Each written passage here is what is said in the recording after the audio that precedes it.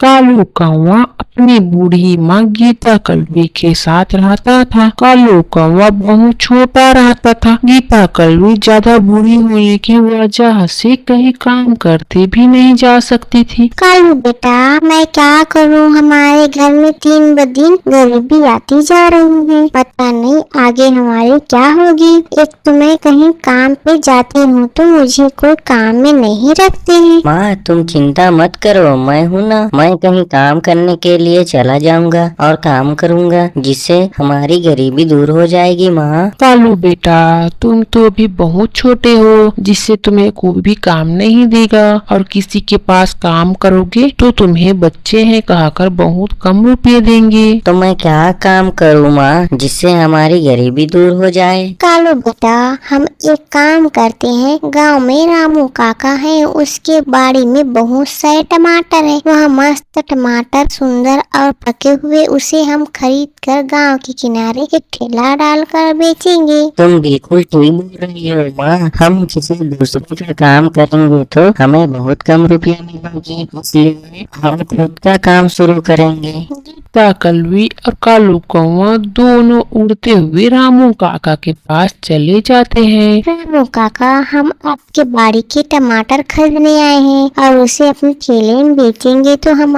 सारे टमाटर दे दो। रुको गीता दीदी, मैं अभी सारे के सारे टमाटर तोड़ देता हूँ, लेकिन मैं जब तक सारे टमाटर तोड़े तब तक तुम दोनों कहीं से ढूंढ कर आ जाओ।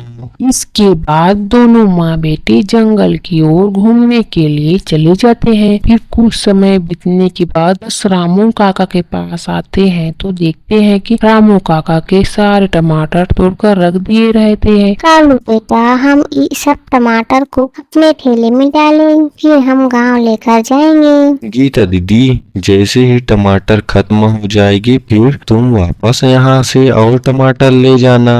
इसके बाद दोनों ठेले के पास बैठकर टमाटर बेचते हैं। धीरे धीरे टमाटर की बिक्री अच्छी होती है। फिर दोनों अपने घर का खर्चा आसानी से निकाल लेते हैं। रोज टमाटर बेचते और खुशी खुशी जीवन यापन करने लगते हैं।